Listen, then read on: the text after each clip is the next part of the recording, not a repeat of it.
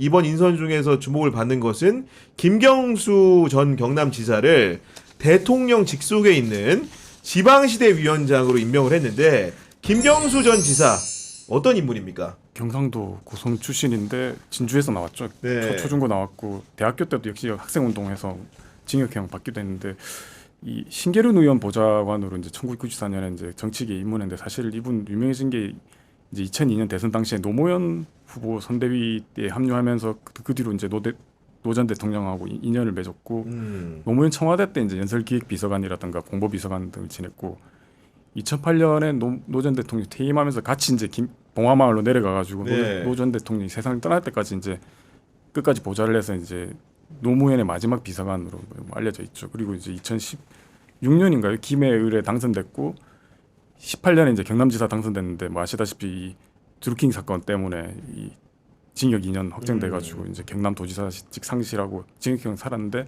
2022년 12월 때 이제 사면이 됐죠. 예. 네. 어쨌든 지방시대 위원장이라는 자리가 누가 평가하기에는 장관들을 데리고 회의를 하기 때문에 장관위의 장관이다. 뭐 이런 얘기도 하던데 어쨌든 간에 이런 장관급 자리를 준 것은 이재명 대통령이 기본적으로 김경수 전 지사에 대해 생각하는 바가 있기 때문에 준 거 아니겠습니까? 기본적으로 이제 대선 전에 살짝 좀 불편한 발언도 하고 그랬잖아요. 근데 대선 때 이제 김경수 지사가 정말 열심히 뛰었다고 합니다. 그래서 그때 인간적 신뢰를 많이 쌓았고요. 그래서 좀 신뢰가 깊은 상황이라고 해요. 그래서 원래 행안부 장관으로도 잠시 거론이 됐었잖아요. 근데 이게 그런 관측도 여권에서 있었습니다. 김경수 지사가 지금 만약에 그 인사청문회를 하게 되면 드루킹 사건 이런 것 때문에 이제 좀 상처를 받지 않을까 해서 일부러 그거를 배려한 것 아니냐 이런 관측도 좀 네. 제가 들었고요. 그래서 엄청나게 신뢰를 쌓았기 때문에 일단 김경수 지사가 일단 인간성이 좋은 거로 역시 소문이 나서 비판을 하더라도 이재명 대통령 개인을 건드리지는 않았잖아요. 그래서 이재명 대통령 지금까지 그 인사 특징을 보면 자기를 비판하되 선을 넘지 않으면 그 정도는 금전을 받아들이는 지키면, 거죠. 금전을 네. 지키면 받아들이는 것 같아요. 이제 그런 의미에서 우리가 이제 얘기하는 게 뭐 박영진 전 의원이나 김두관 전 의원은 좀 선을 많이 넘었다 이런 얘기들도 사실은 좀 여권에서 들려오고요. 그래서 여하튼 그래서 이재명 대통령이 굉장히 좀 배려를 한 것이다 그런 얘기가 있고 더 큰 틀에서는 이제 내년 지방선거가 중요한데 이게 이제 가장 많이 설득력 있게 도는 얘기고 맞는 얘기라고 생각이 들어요. 이제 모든 지역을 다 이제 거의 가질 수 있는데 수도권하고 부울경이 사실은 좀 약간 맞습니다. 민주당에 어렵지만 네. 또 민심의 흐름에 따라서 넘어올 수도 있는 지역입니다. 근데 부산은 이미 이제 우리가 알듯이 전재수 의원을 해수부 장관으로 임명을 하고 연말까지 해수부 무조건 내려가 이렇게 딱 못을 박아버리잖아요. 그러니까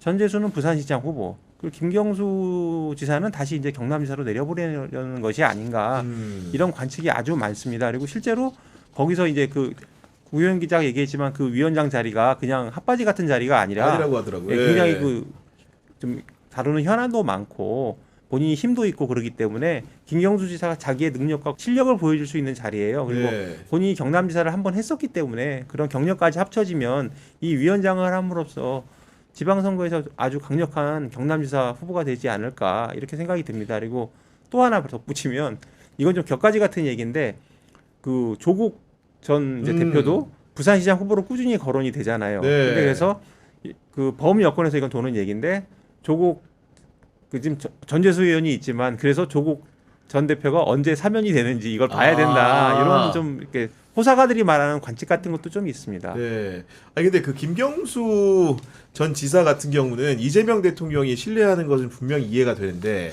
그와 별개로 지금 친명계가 당을 장악한 상황에서 친문계 적자라고 할 수 있는 김경수 전 지사가 과연 어떤 당내 입지를 갖고 있는지 이게 사실 중요해 보이거든요.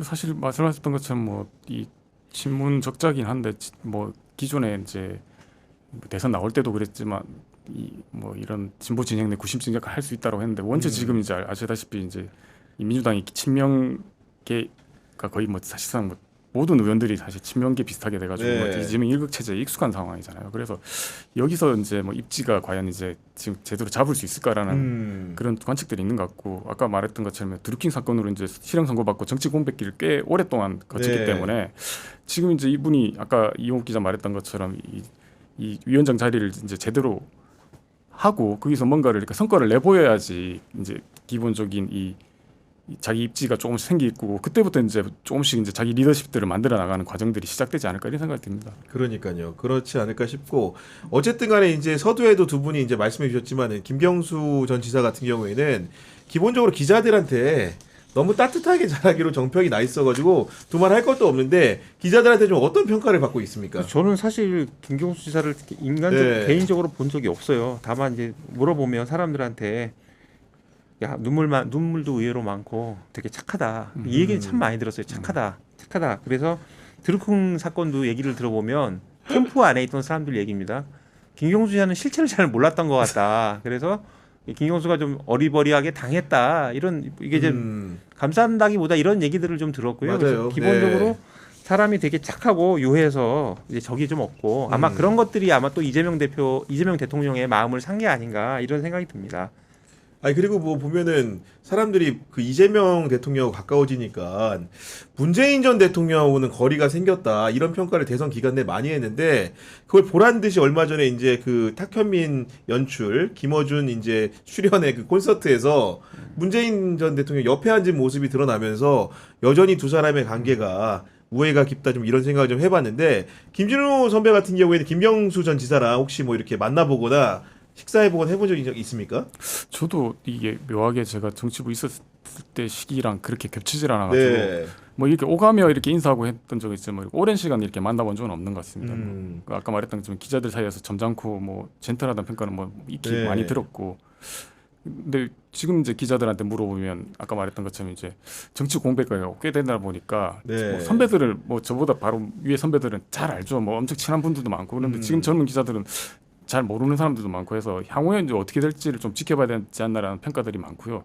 여담인데 이 정성호 법무부 장관 후보자가 방송 나와가지고 김 전 지사가 뭐 젠틀하다고 하면서 자신과 인상이 비슷하다는 얘기를 많이 들었다고 하더라고요. 그래서 이게 약간 진짜 그런 거는 아마 시청자가 판단하실 것 같고요. 아니 저는 김경수 전 지사랑 사실은 출입하면서 본 적도 있고 한데 저는 개인적으로 정치적으로 이렇게까지 대성할 거라고 생각을 기자로서 처음에 못했던 게 제가 봤을 때만 해도 봉화마을에 내려가서 정말로 부부가 지키는 입장에서 이렇게 살고 있었고 아무래도 노무현 전 대통령의 그늘 안에 있는 사람 참모 정도로만 여겼는데 그 어쨌든 간에 노무현 전 대통령 죽음 이후에 자기 정치를 시작을 해가지고 경남지사도 자력으로 되고 그 대선 후보까지 도전하는 모습을 보면서 개인적으로는 정치인은 악인이 굉장히 잘할 수 있는 사업이라고 생각을 했는데 김경수가 정말로 나중에 서로 대통령이 된다 그러면은 정말로 정치라는 그 시나리오 속에서 선한 사람도 대통령이 될 수 있다.